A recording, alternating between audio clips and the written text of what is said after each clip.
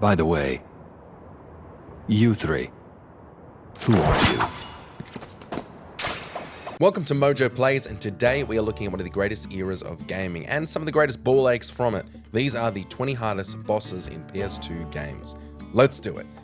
Reluctantly. Before we continue, we publish content all week long, so be sure to subscribe and ring the bell to get notified of our latest videos.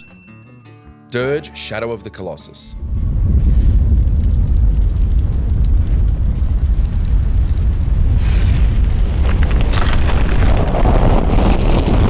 Welcome to my favorite game on the PS2 and my least favorite Colossus in Shadow of the Colossus. Colossus 10, known as Durge, is a towering sand-dwelling beast that demands a blend of endurance, patience, precision, and timing, all things that an 11-year-old me was not good at. The fight revolves around luring Durge into revealing its head from beneath the sand, giving you the chance to land a well-placed shot to its eye. This stuns the creature, creating a brief window to leap onto its massive body. From there, it's a classic Shadow of the Colossus experience, scaling a giant monster and stabbing it in the face.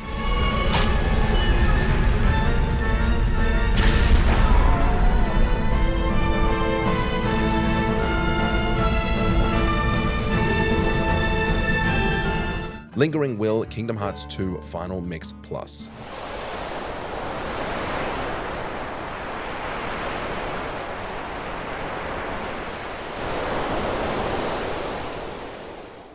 Kingdom Hearts has a habit of including secret bosses in its Japanese releases, which sucks because I also want to feel the pain of these brutally difficult encounters. These fights often tease future story elements that won't be fully explained until the next game. And again, Westerners don't get them. In the Japanese release of Kingdom Hearts 2 and finally later in the Final Mix, players face the Lingering Will, a prime example of a boss who uses your own mechanics better than you can. He's essentially a furious suit of armor wielding a keyblade that can transform into a gun, a glider, and more, which is absolute bullshit.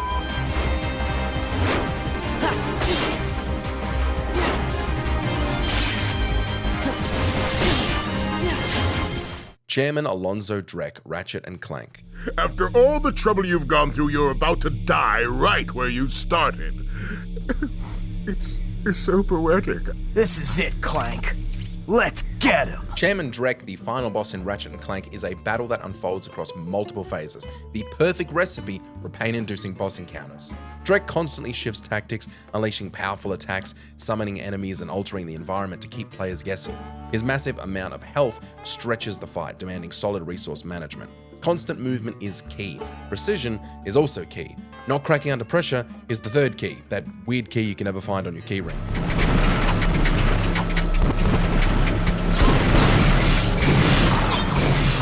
Metalcore Jak II. You were hidden in the past on the hope that you would gain the skills to face me today. But Onin was wrong. Now that you've been altered with Dark Eco, the stone will never open for you. Metalcore, the final boss in Jak II, is difficult due to a mix of high-intensity combat and high-intensity platforming. The fight is split into multiple phases. Each requires precise timing and movement with little room for error. Core attacks relentlessly with projectiles and minions, forcing players to multitask. Limited health and sparse checkpoints make failure costly, especially during the final fast-paced phase. The real problem with Jak II is how the camera and controls can almost work against you, making this encounter even harder than it should be. It's frustrating. Man, a precursor. It is finished. Our ancient enemy is no more. Take hope, brave one. Jinpachi Mishima, Tekken 5. Sama, 誰じゃ? 俺は風待ち。呪われた血を継ぐものだ。なるほど。それでわしの血もこうして反応してるというわけか。Towering and intimidating, Jinpachi dominates the screen with sheer presence. He's so strong that he was originally not playable. While his moveset is limited and his speed is quite sluggish, his true threat lies in his ability to suddenly stun opponents, leaving them completely open to unbelievably devastating attacks. Despite being a key figure in Tekken's over-the-top storyline, Jinpachi only appeared in a couple more games, likely due to how disruptive his power level was to competitive balance and overall playability.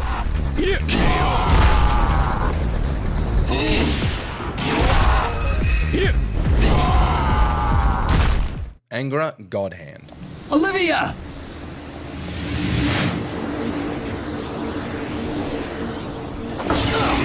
It's useless. Devil Hand. Give her back. Angra, the true final boss in God Hand, is brutally difficult, brutally unpredictable, and brutally annoying.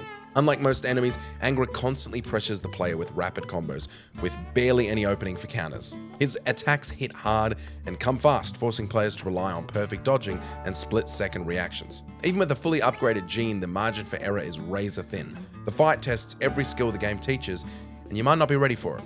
Also, did anybody else laugh when I said come fast? Just me?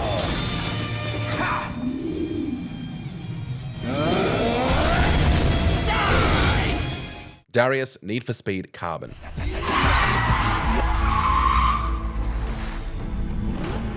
You know, I spent that money that you got framed for. I bought Nikki everything that you couldn't. Meet Darius, the final boss of Need for Speed Carbon. Meet Matt, the guy talking in this video who wants to kick Darius's chest out of his back. After manipulating you into conquering territory on his behalf and then setting you up to be arrested, Darius re-emerges as your final opponent. True to form, he throws a few jabs about your ex, Nikki, before tearing off in his Audi. What a douche.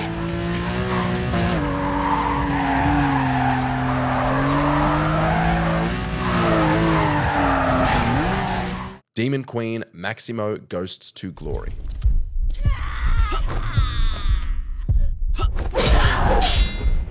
Even at its most forgiving, Maximo is a tough game, fully embracing its role as a 3D successor to Ghosts and Goblins, the NES version of a Dark Souls game.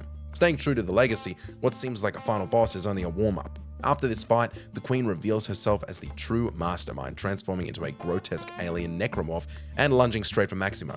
The real challenge lies in the arena itself, a pitch-black chamber where she lurks silently in the shadows, only visible during brief, flickering lightning strikes. It's pretty damn tough. And not just because the controller was snapped in half from the rest of the campaign.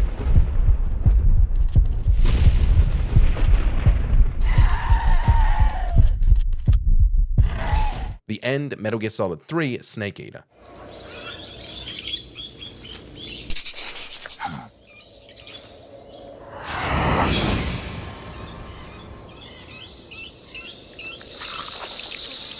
Let me set this up correctly. I'm talking about the end on your first playthrough. The end is a deceptively frail-looking elderly sniper and one of the toughest bosses in the Metal Gear series. He'll eliminate Snake the moment he catches sight of him. The randomized starting locations, dense jungle terrain, and incredible attention to detail make tracking him down an intense and drawn-out challenge. His fight is so difficult that many players opt for alternate methods to defeat him, like simply waiting a week for him to die of old age, or just setting the internal PS2 clock ahead a week for the same result. Fight like a man. Piggsy Manhunt.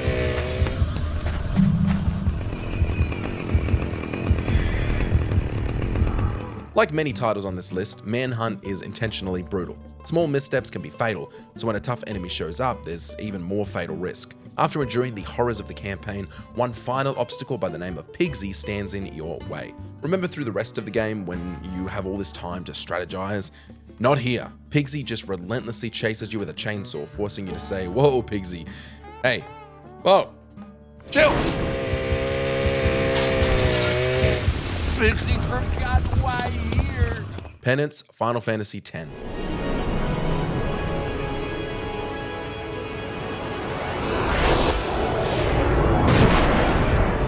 Penance isn't just one of the toughest bosses in Final Fantasy X, but one of the toughest in the whole series. Unlocking this super boss requires defeating a slew of other powerful foes first, just to prove you're worthy. With 12 million HP, Penance is a giant, solid turd. And you're all out of fiber. Ew. Its devastating ultimate attack can annihilate your party. Facing Penance without a perfectly tuned team or battle plan means failure. There's no argument, this is not a fight you can wing. And just to fit in on this list, Penance is a multi-phase battle. I hate you, Penance.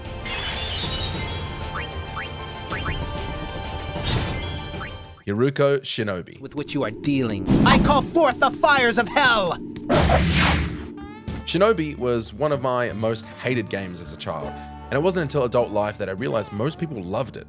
The reason for this? I'm a huge baby. The hardest boss in this terribly hard game was Hiruko. This dude tests every skill you've developed, teleporting around the arena, launching punishing projectiles, and using devastating area of effect blast. Yuck. Only the most disciplined players will be able to cross this game off their list, because it requires skills. skills that I simply refuse to test. I call forth the wrath of the earth! Verdugo, Resident Evil 4.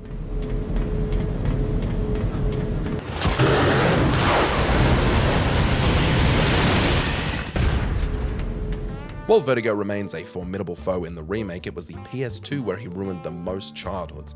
Practically invincible, Verdugo hunts Leon through narrow corridors, striking from vents before revealing itself, and only really being able to take a hit when you freeze him with the liquid nitrogen canisters. Don't forget, PS2 RE4 made it so you couldn't move while you were aiming your gun, which seems wild by modern standards. It's technically possible to kill Verdugo, but most players wisely run away.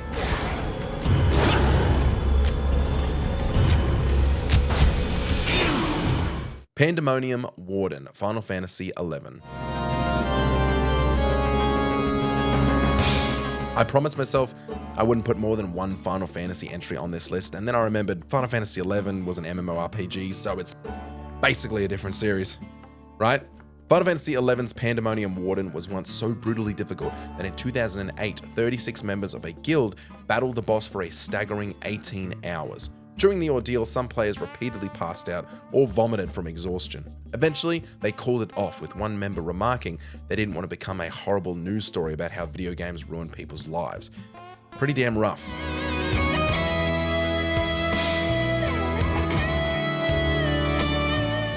Vergil, Devil May Cry 3, Dante's Awakening.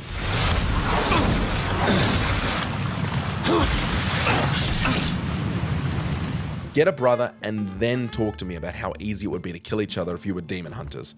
By the time Dante and Vergil's final showdown arrives, no one is holding back their punches. Vergil is quicker than Dante, teleports constantly, and abuses his devil trigger without restraint. Expect to spend much of the battle just dodging, with no shame in sneaking in hits when the opportunity arises. He is trying to kill you after all. I'm gonna go 1v1 against my brother this weekend, so if there are no videos from me next week, send your love in the comments here.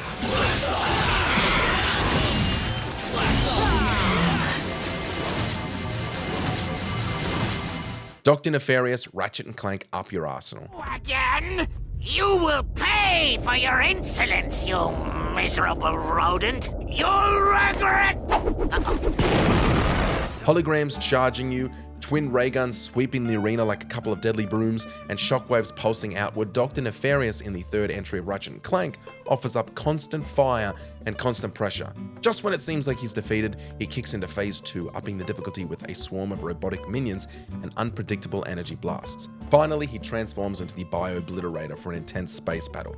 Balancing the different elements of this battle is what makes it such a tough memory for gamers. Square or L2 to descend.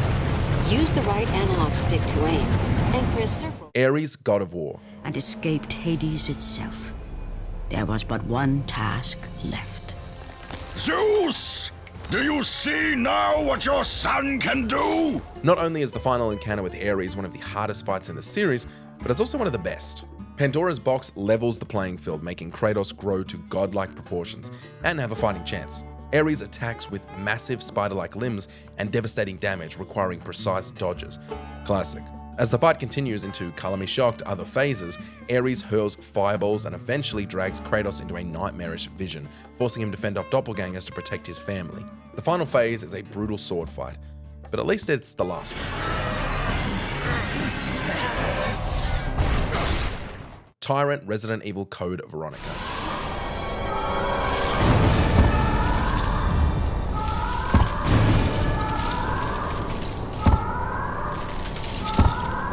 Okay, I know there are ways to cheese this fight to make it criminally easy, but without that knowledge in Resident Evil Code Veronica, the Tyrant encounter is widely considered one of the most punishing in the series.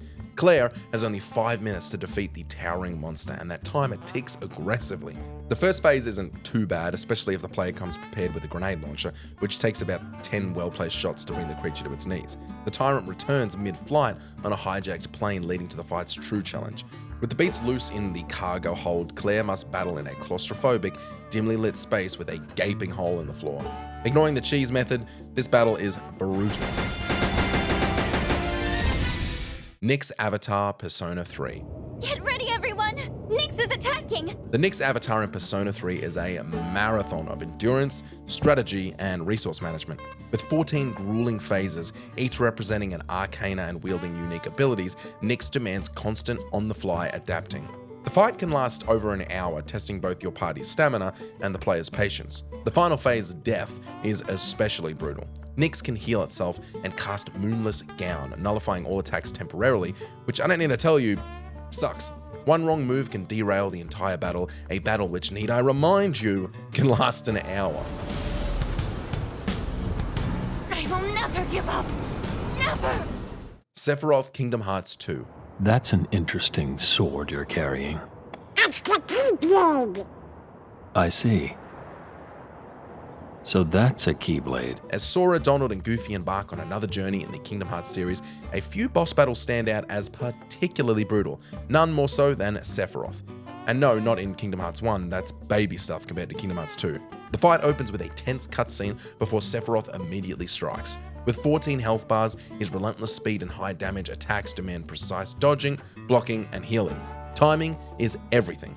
One mistake and you're going the way of Aerith. Too soon?